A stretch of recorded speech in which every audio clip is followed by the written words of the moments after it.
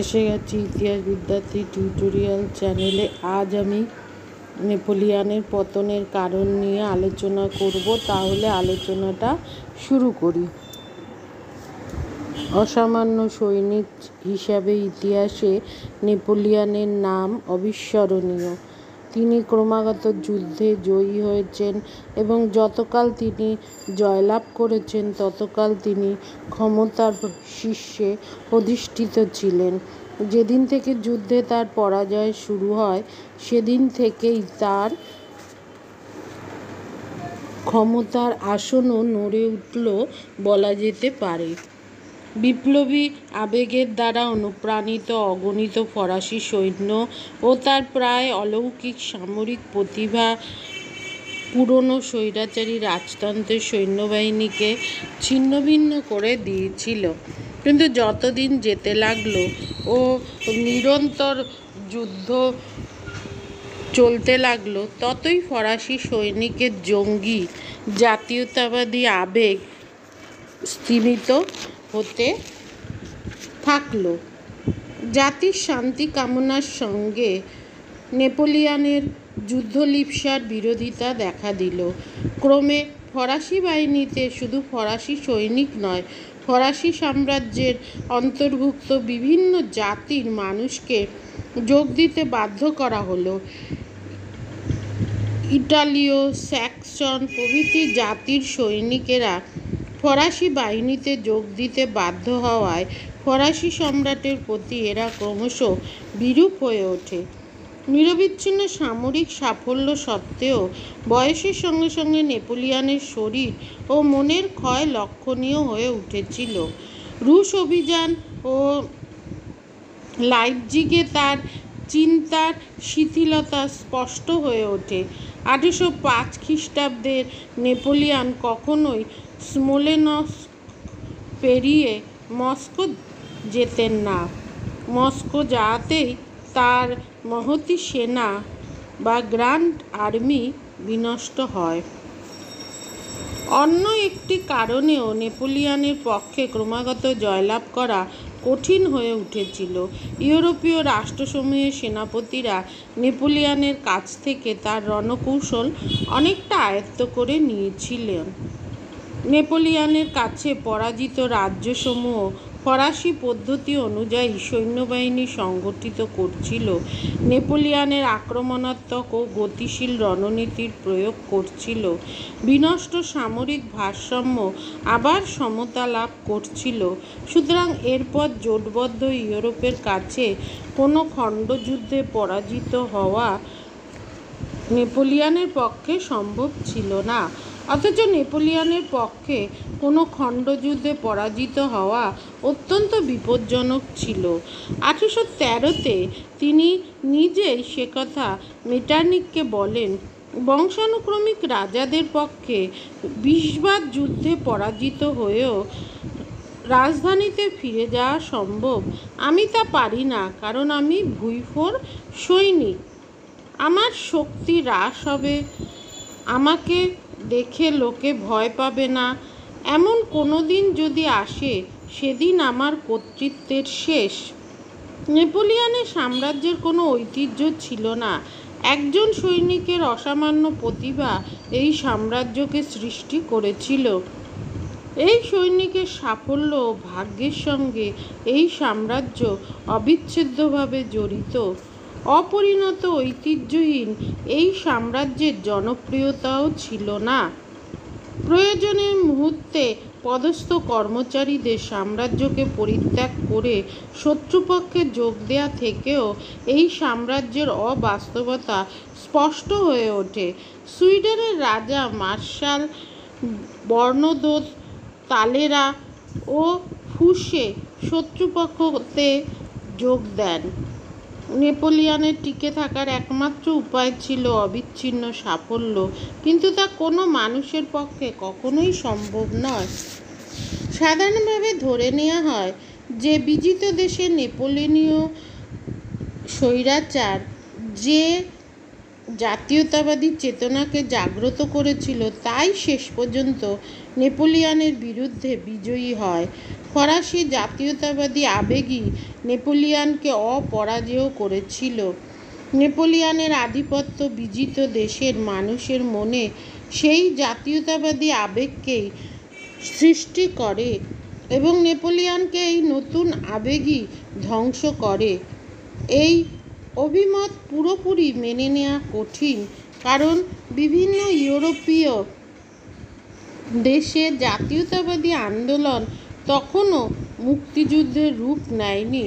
নেপোলিয়নের বিরুদ্ধে জনতার প্রতিরোধ আঞ্চলিক ও অর্থনৈতিক। কোনো কোনো ক্ষেত্রে এই আন্দোলন গরিলা যুদ্ধের রূপ নিয়েছিল।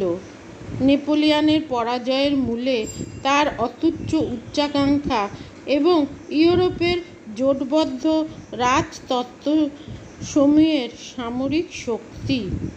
অবশ্য গরিলা বাহিনীর সহায়তাও তারা পেয়েছিল। নেপোলিয়নের পরাজয়ে ইংল্যান্ডেরও বিশিষ্ট ভূমিকা ছিল। ইংল্যান্ড ক্রমাগত যুদ্ধ চালিয়ে গেছে, নেপোলিয়নের বিরুদ্ধে ইউরোপীয় রাজতন্ত্রসমূহকে অর্থ সাহায্য করেছে, তাদের শক্তিজোট বারবার গড়ে তুলেছে। ইউরোপীয় শক্তিবর্গের চতুর্থ শক্তিজোট গড়ে না ওঠা পর্যন্ত সে তার সামুদ্রিক আধিপত্য ও অবরোধের দ্বারা নেপোলিয়নকে ইউরোপীয় ভূখণ্ডে আবদ্ধ রেখেছে। ইংল্যান্ডকে আঘাত করার জন্য নেপোলিয়ন যে মহাদেশীয় ব্যবস্থা অবলম্বন করেছিলেন তা শত্রুকে আঘাত না করে বুমেরাংয়ের মতো ফিরে এসে তাকেই আঘাত করেছিল। ফ্রান্সের মানুষও এতে বিক্ষুব্ধ হয়ে উঠেছিল। এই ব্যবস্থা ইউরোপের উপর জোর করে চাপিয়ে দেওয়ার ফলে স্পেন, পোপ ও রাশিয়ার সঙ্গে নেপোলিয়নের যুদ্ধ বেঁধে যায়। এর ফলেই তার সর্বনাশ ঘটে, একথা নেপোলিয়ন নিজেও স্বীকার করেছেন। স্পেন ও পোপের সঙ্গে তার সংঘাতের মারাত্মক পরিণাম সম্পর্কে কিছুটা অতিরঞ্জিত ধারণা প্রচলিত আছে। সন্দেহ নেই, পোপের সঙ্গে তার বিচ্ছেদের ফলে ফ্রান্সে ও ইউরোপে তার নৈতিক শক্তি অনেকটা হ্রাস পেয়েছিল। তবু অধিকাংশ ক্যাথলিক বুঝতে পেরেছিলেন যে নেপোলিয়নের সঙ্গে পোপের সংঘাত ক্ষমতার লড়াই, ধর্মের উপর আঘাত নয়। স্পেনে ফরাসি বাহিনীর পক্ষে প্রথম পরাজয় ঘটে। তার কারণ স্পেনের ভৌগোলিক অবস্থান এবং স্পেনীয় যুদ্ধের ভিন্ন প্রকৃতি। উপদ্বীপের যুদ্ধে বিরাট ফরাসি বাহিনী ব্যাপৃত ছিল। পূর্ব ইউরোপের এই বাহিনীর বিশেষ প্রয়োজন ছিল নেপোলিয়নের, কিন্তু নেপোলিয়ন জানতেন স্পেনের প্রধান সমস্যা স্পেনীয় গরিলারা নয়, ইংরেজ সৈন্যবাহিনী। ওয়েলিংটনের পক্ষে স্পেন আদর্শ যুদ্ধক্ষেত্র। নেপোলিয়নের গুরুতর বিপদ ছিল সেখানে, কিন্তু স্পেনে ওয়েলিংটনের সাফল্য সত্ত্বেও একথা নিশ্চিতভাবেই বলা চলে যে জয় পরাজয়ের চূড়ান্ত সিদ্ধান্ত স্পেনে হয়নি। যুদ্ধের নিষ্পত্তি হয়েছিল রাশিয়ায়, যেমন 20 শতকে হিটলারের ক্ষেত্রে ঘটেছিল। নেপোলিয়নীয় বাহিনীর মহতী বিনষ্ট ঘটেছিল রাশিয়ায়। সেখানে 2.5 লক্ষ সৈন্য নিহত হয়, বন্দী হয় 1 লক্ষ। পূর্ব ও পশ্চিমে রাশিয়া ও ইংল্যান্ডের চাপে পিষ্ট হয়ে নেপোলিয়ন পরাজিত হন। রাশিয়া থেকে যে ফরাসি পশ্চাদপসরণ শুরু হয় তা প্যারিসের পূর্বে থেমে যাওয়ার কোনো উপায় ছিল না। চার্লস নেপোলিয়নের পতনের প্রকৃত কারণ খুঁজে পেয়েছেন তার অর্থনৈতিক নীতির মধ্যে। এই নীতি ফ্রান্সের স্বার্থে সমগ্র ইউরোপের নীতিকে নিয়োজিত করেছিল। নেপোলিয়ন বিজিত দেশগুলির উৎপাদনের ক্ষমতা জোর করে বন্ধ করেছিলেন। তাই এই ঐতিহাসিকের মতে স্পেনীয় বিদ্রোহ মস্কোর দাবানল মরমন্টের বিশ্বাসঘাতকতা ইত্যাদি না হলেও এই সাম্রাজ্য অনিবার্যভাবে ভেঙে পড়ত। একথা সত্য যে তার অর্থনৈতিক নীতি জনতাকে বিক্ষুব্ধ করেছিল, কিন্তু জনতার বিক্ষোভ চূড়ান্ত পর্যায়ে পৌঁছয়নি। যুদ্ধে চূড়ান্ত নিষ্পত্তি করেছিল ইউরোপীয় রাষ্ট্রজোট, কিন্তু কফি ও চিনির অভাবের জন্য এই রাষ্ট্রজোট গড়ে ওঠেনি। এই শক্তিজোট নেপোলিয়নের কূটনৈতিক অপমান, রাজ্যহানি ও পরাজয়ের পরিণাম। তার জাতীয়তাবাদী ও রাজবংশীয় নীতির মৌল স্ববিরোধিতার ফলে নেপোলিয়নের পতন অনিবার্য ছিল। তিনি যে বোনাপার্টীয় রাজবংশ হল্যান্ডে, ওয়েস্টফেলিয়া, নেপলস ও স্পেনে প্রতিষ্ঠা করতে চেয়েছিলেন, কোনো দেশের মাটিতেই তার শিকড় প্রোথিত হয়নি, কারণ এইসব দেশকেই তিনি ফরাসি স্বার্থে শোষণ করতে চেয়েছিলেন। প্রাচীন রাজবংশীয় স্বার্থসম্মত নীতির সঙ্গে আধুনিক জাতীয়তাবাদের মিশ্রণে তৈরি একটি ব্যবস্থা সম্ভব ছিল না। বিপ্লব জাতীয় আত্মনিয়ন্ত্রণের ধারণা প্রচার করেছে এবং জাতীয়তাবাদের তরঙ্গই তাকে ক্ষমতায় এনেছিল, অথচ এই তরঙ্গকেই তিনি রুদ্ধ করে দিয়েছিলেন। ইংল্যান্ডকে বিচ্ছিন্ন করে ও তার অর্থনৈতিক বুনিয়াদ নষ্ট করে তিনি ইংল্যান্ডকে বশ্যতা স্বীকারে বাধ্য করার চেষ্টা করেছিলেন। তার জন্য তাকে নতুন নতুন দেশ জয় করতে হয়েছিল। তার ফলশ্রুতি ফ্রান্সের প্রতি বিরূপ প্রতিক্রিয়া এবং ইংল্যান্ডের মিত্রলাভ।